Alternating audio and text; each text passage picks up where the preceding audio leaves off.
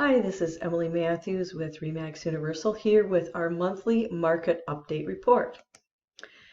Okay, we're going to look at January 2023 and comparing that to January 2022, we can see that the number of sales is down a little.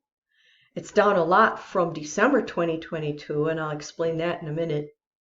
But, marginally down from a year ago.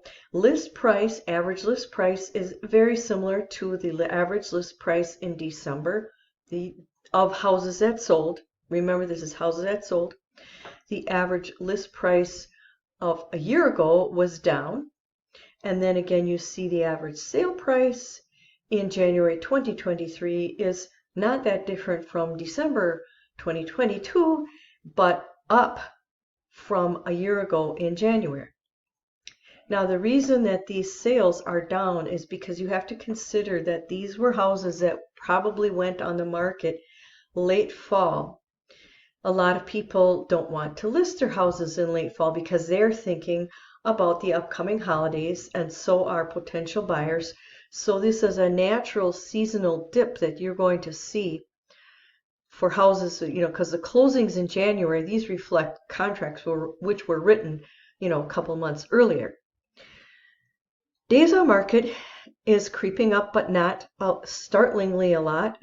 41, that's still a short time on market. Average days on market in December was 39, and a year ago was 36. Now, currently, these are our active listings. 127 of these have offers. Now, this is my entire catchment area, $0 to $1 million. This is what we have. The average list price overall is $433,664, and that's up from December when it was only $350-ish.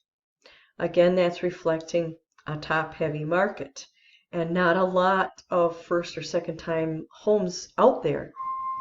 Average days on market so far is 99 for all these price ranges. Now, breaking it down, 500 and above, there's only 42 of those.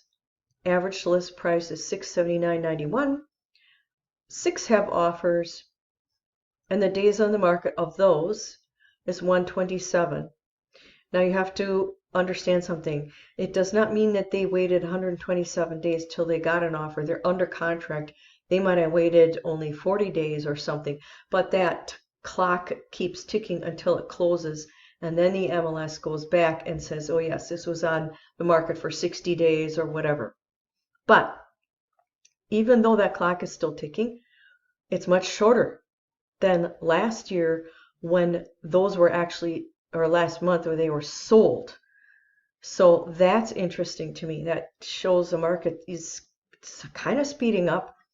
But again, look at this. Even though this is unnaturally a little high because they already have offers, it is a lot less than these here that do not have offers. And their average asking price of the ones that don't have offers is higher too, what you would expect. Below 500, there are 198 on the market. The average list price is $295.33. 118 have offers, and the average days on market is 72. And again, remember that clock is ticking even after they get an offer. That's markedly shorter than last December when it was 97, and that was the real number of those that sold. So again, speeding up. Average price of those without offers is again higher than over here, and days on market is also higher. So of course, higher priced ones are going to sell more slowly, and I think that the market is speeding up because there are still bidding wars. These numbers here reflect offers that I either was, one of mine was in the bidding war or what I heard about, but 6, 9, 11 offers. This is happening in first and second time buyer house range. Do not expect this to change because we just don't have very many houses on the market. Now, obviously, I wrote one for a lot more, and that one was not in a bidding war, but very few people can afford $900,000 houses. So I did a little calculation here. Where's my mouse? Here it is. People might be thinking, well, I want to upsize or downsize, and I'm worried about the interest rate because I have 3.5 now, and I know that I would only get like 6.5. Well, I did the math. In 5 years, it would take 5 years for that higher interest rate to equal the appreciation that you have over 1 year ago. Now, this is not an annual thing. This is just comparing January 2022 to January 2023. But if you were in a house in 2022, you can, on average, count on it being 13% higher this year. So that's what I use to calculate this. Now we know that interest rates don't usually stay static. They change. 5 years is a relatively long time. And so don't let the thought of a higher interest rate be the determining factor of when you decide to move. It should be one consideration, but it should not be the deciding factor. The deciding factor should be your lifestyle needs, and that usually holds true in real life, that people do make decisions based on their life needs.